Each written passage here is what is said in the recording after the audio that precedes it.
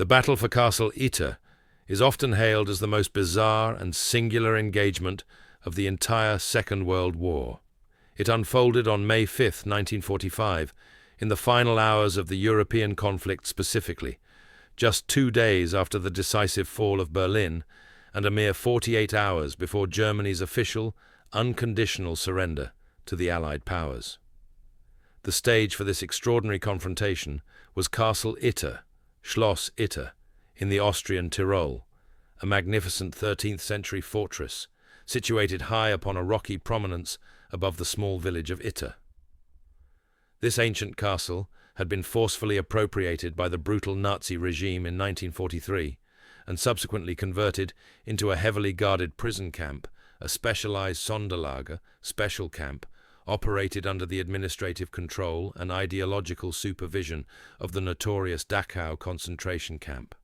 The prisoners held within its walls were not common civilian detainees, but rather a collection of extremely high-value French political figures and military commanders. The individuals incarcerated within the thick stone walls of Castle Itter represented the intellectual, political, and military elite of the defeated French nation, captured and held as potential bargaining chips by the Nazis. The roster of distinguished inmates included 2 former French prime ministers, the pre-war leader Édouard Daladier and his successor Paul Reynaud. Also present were figures of great national pride, such as tennis legend Jean Borotra, a French sporting hero known as the Bounding Basque. The military command was represented by former commanders-in-chief of the French army, General Maxime Weygand and General Maurice Gamelin, alongside influential resistance leader Colonel François de la Roque. Unusually, these distinguished prisoners, in a strange reflection of their former status, were permitted to retain their wives, mistresses, and domestic staff, living under harsh but strictly controlled conditions that were materially privileged compared to the horrors experienced by the victims of mass extermination and labor at Dachau itself. As the devastating war entered its final, most chaotic phase in the mountainous Tyrol region in late April and early May 1945, the ideological backbone of the camp's administration began to shatter. The SS guards, who were already demoralized and fearing imminent retribution from the rapidly approaching American forces, started to abandon their posts in droves. On May 3rd, the camp's commander, Eduard Weiter, the last commandant of Dachau, who was desperate to evade capture, fled the premises entirely. The remaining junior SS guards, recognizing the futility of continued resistance and terrified of being held responsible for the sensitive, high-value prisoners, followed suit on May 4th. This sudden and total collapse of the existing German authority effectively placed the French prisoners in charge of their own heavily fortified prison, but simultaneously left them completely exposed and vulnerable to any roving, fanatical Waffen-SS units still operating with ideological purpose in the region. Now technically free but in mortal danger, the French prisoners, having secured a small cache of abandoned rifles, knew they desperately needed external military assistance. Their immediate plan was one of sheer necessity, sending a messenger. They chose Andreas Krobot, the prison's Czech cook, for the daunting and life-threatening mission of making a daring dash down the steep valley under a flimsy white flag. Krobot's instructions were precise. He was to reach the nearby strategic town of Wörgl, which the French knew was a confluence of disorganized German Wehrmacht troops, local Austrian resistance fighters, Österreichische Widerstandsbewegung, and, most critically, the vanguard of the advancing American forces. His success depended on navigating a perilous landscape swarming with SS patrols. Krobot's immediate attempts to secure help in Wörgl proved challenging. He initially failed to gain the confidence of the local, heavily disorganized Austrian resistance, whose members were hesitant to reveal themselves or commit to a dangerous mission involving the rescue of French dignitaries. However, Krobot's desperate journey led him to a vital, extraordinary encounter with Major Joseph Sepp Gangl, a highly decorated an experienced Wehrmacht officer who was the commander of a local anti-aircraft unit, Flakabteilung. Gangl, already disillusioned with the collapsing Nazi regime, had previously established secret contact with the local Austrian resistance and was actively in the process of defecting, determined to surrender his unit honorably to the Americans and, crucially, to protect the civilian population of Würgel from expected SS reprisals. Krobot's urgent plea regarding the high-value prisoners convinced Gangl that this rescue mission had to take immediate and absolute priority. Major Gangl, a man of quick military judgment, understood the limited time and the extreme risk involved, and he knew he could not protect the castle alone. He immediately decided to seek out the nearest American unit. He made a breathtaking and historically unprecedented decision. Driving a car under a prominent white flag in search of the enemy, Gangl soon located and met with Captain John C. Jack Lee, Jr., the commander of Company B, 23rd Tank Battalion, 12th Armored Division, who was positioned just a few miles away. Lee was understandably astonished by Gangl's request, a decorated German Wehrmacht major asking for immediate armed American assistance to defend a French prison camp full of VIPs from an attack by the fanatical SS. Captain Lee, demonstrating a clear understanding of both military strategy and the immense historical, psychological and political value of the French prisoners, immediately consented to the spontaneous, unprecedented joint mission. Lee was a hardened veteran who possessed the moral flexibility required for such an unconventional operation. Despite the tactical risk of committing his forces, the majority of Company B was currently held up by severe logistical delays and ongoing combat. Lee committed the only command he had available. A meager force, consisting of just one solitary Sherman tank, later nicknamed Besotten Jenny, and a small group of 14 loyal American infantrymen and tank crew. His decision represented a profound act of trust in the German major's honorable intentions. Major Gangl's immediate vital contribution to the hastily assembled combined force went beyond mere intelligence and moral support. He supplied Captain Lee with 10 loyal Wehrmacht soldiers from his own anti-aircraft unit, all of whom were experienced combatants prepared to violently engage their former comrades in the Waffen-SS. Gangl and his men brought with them essential local knowledge of the area, crucial tactical information, and their own heavy infantry weapons and ammunition.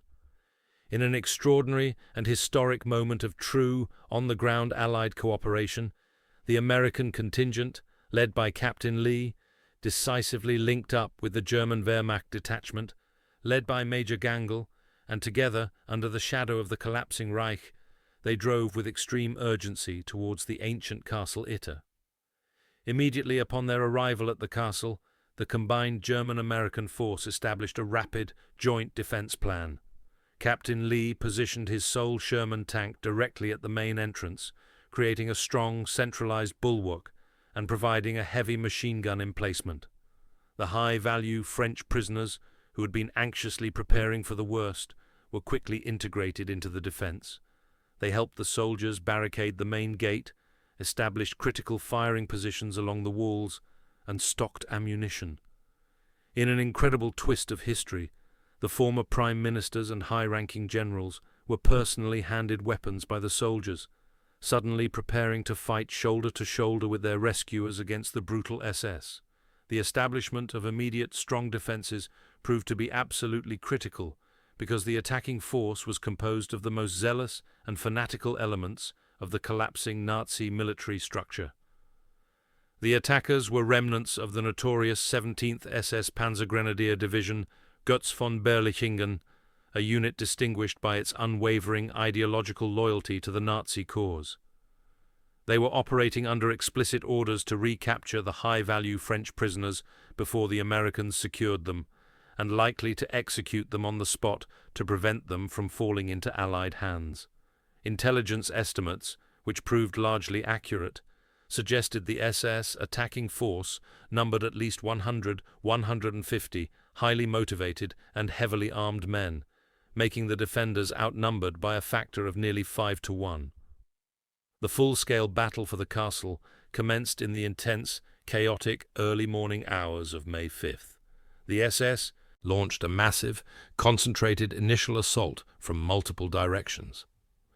The Sherman tank's 50 caliber machine gun provided absolutely essential suppressive fire, tearing into the advancing SS lines, while the combined German-American infantry and the now armed French prisoners laid down coordinated small arms fire from the castle's windows and crenellations.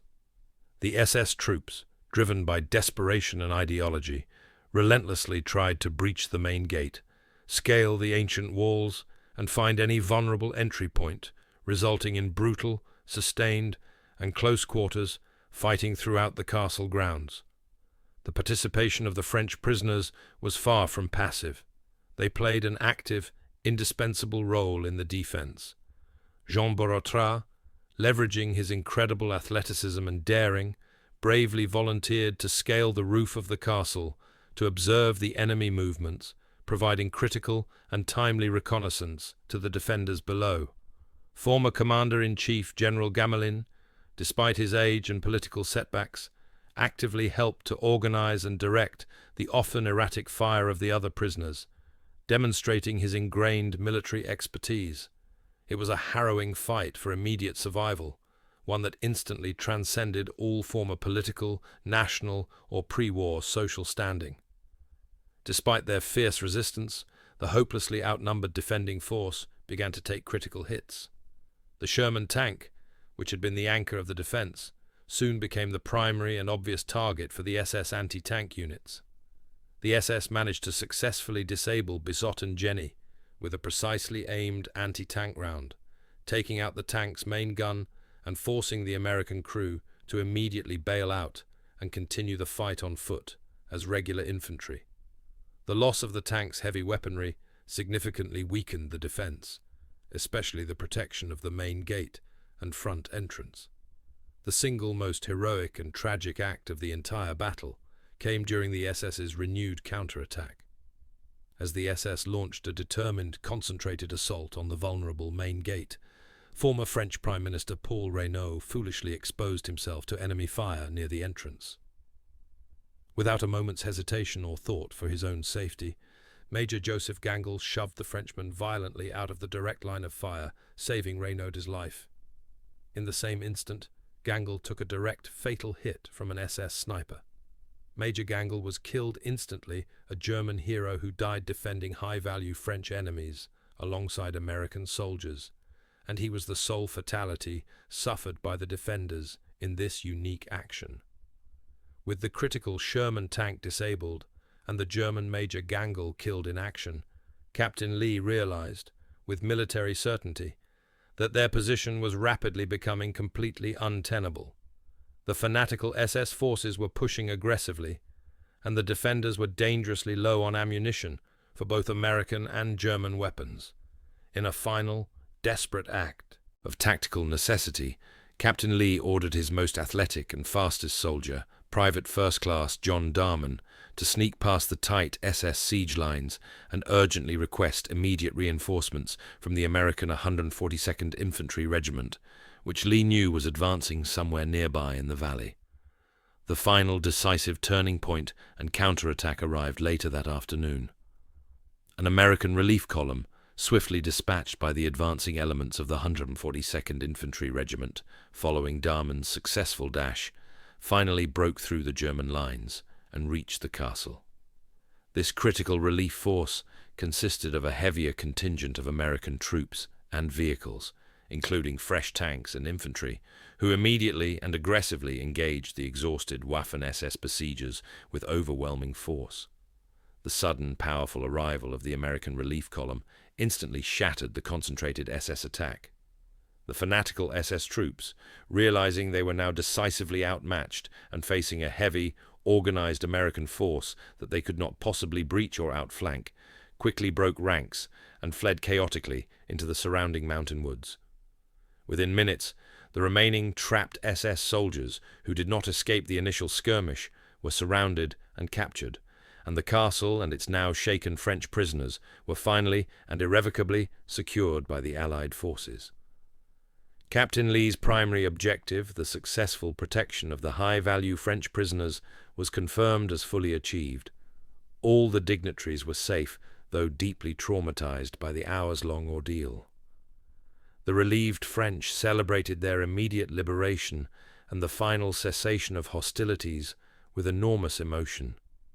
For the Americans, the victory was a powerful and immediate validation of their daring commitment to the highly unusual, spontaneous, and strategically crucial alliance forged in the face of shared Nazi fanaticism. The selfless and courageous actions of Major Joseph Gangl were immediately recognized and deeply respected by the French prisoners. In a gesture of profound, immediate gratitude and respect that ignored all previous wartime enmity, General Weigand, upon his liberation, personally paid an emotional tribute to Gangl, recognizing him not as a defeated former enemy, but as a genuine ally and a true hero of the liberation. Gangl was later honored and buried as a hero of the Austrian resistance in Wörgl, a lasting testament to his final moral choice.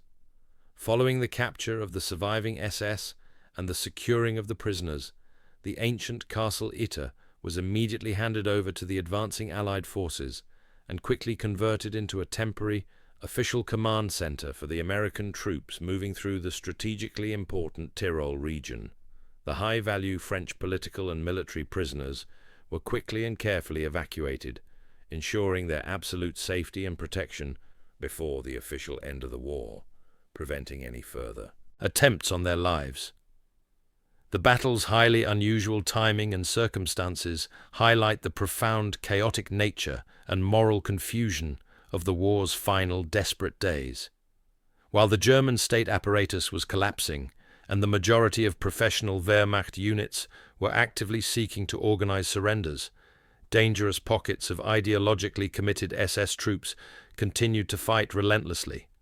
This moral and military dichotomy created an environment where former enemies, professional German soldiers and their American counterparts, found an urgent, singular common ground against the fanatical remnants of the Nazi ideology.